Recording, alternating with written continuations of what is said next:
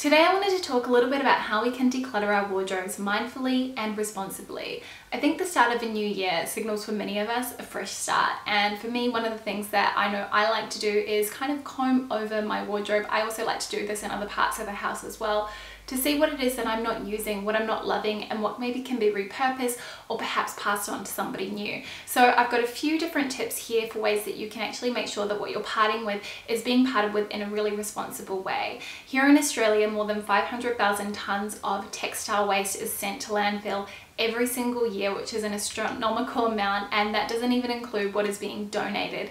In America, I believe that's over 15 million tonnes, of which less than a fifth is actually being recycled. So there's a lot of waste when it comes to the garment and textile industry, and I think that we need to take responsibility for what we've bought, and that when we decide that something no longer gives us joy, that the way that we do part with it is going to be really environmentally friendly and responsible. If you do want to declutter but you've got no idea where to start, I have done a whole video on how to declutter your wardrobe, which I'm going to link up here. It's really simple. It's kind of, I think, in my opinion, the most effective way to go through your wardrobe, and it's a great way if you are just overwhelmed by everything that you have and you want to downsize. My first tip would be to see whether or not any of your friends or family would be interested in the items that you're parting with. While I don't believe in decluttering only to pass it on to other people, I do think that sharing is caring, and it can be a win-win for you and for them, especially if they've got their eye on something in your closet, or it would be really useful to them or bring them joy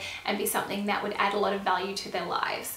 I also think a really great way to kind of maybe part with a few items in your wardrobe but also refresh it would be to do a swap party with your friends. So get a whole bunch of your friends over, all of you bring some items that maybe you aren't particularly loving anymore, and then you can swap things in and out. You all end up with kind of a new wardrobe, so to speak, but you haven't actually purchased anything, and all of those items have gone to a new loving home. And my second tip is to sell anything that is still in good condition. This is something that I do a lot, and personally I actually really love buying from the pre-loved market. I think it's a great way to get high quality pieces for a fraction of the price. I think it's quite a great little sustainable ecosystem in terms of the fact that you're not actually generating any additional waste or consuming more in, I guess, the traditional sense, because you are buying items that have already been on the market. They're just no longer being loved by their former owner.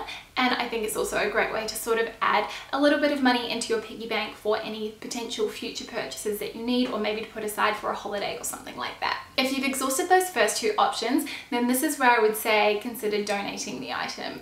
Now, the one thing about donating is that much of what is donated actually doesn't end up on the shop floor. It's approximately 20% that ends up in charity shops. The other 80% will either be repurposed for things like couch cushions, or it will get sent to Africa, where it actually has really affected their garment trade workers and the ability for them to earn a reasonable income, or else it gets incinerated. So obviously the most sustainable option would be to try and make sure that you're passing on your item to someone who's actually going to use it, but yeah, third option would be to donate. The fourth option that I would recommend is trying to find a textile recycling center that will take your unwanted clothing. This is a really great option if your clothing is worn out and it's got holes, it's not really in condition to pass it on to anybody else or to sell. The retail trend that I have loved the most this past year has definitely been the fact that a lot more retailers have been coming on board and using recycled materials. So this is a great way to contribute to that.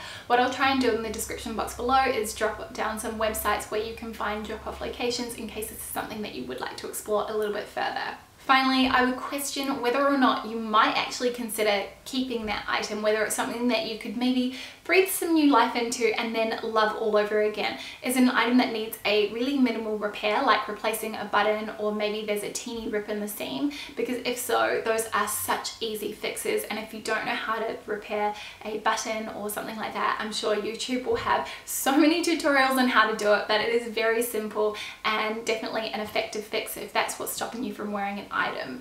I would also maybe consider trying to pair it with some other items in your wardrobe that you maybe would not have expected to wear it with normally, just to see if that renews your interest and makes you feel excited to wear it all over again. So those are my tips for decluttering your wardrobe in a really responsible way. As I mentioned before, if you want tips on how to actually do the whole declutter process, I will drop that in the description box, and it will be in the cards in case you would like to go check that out.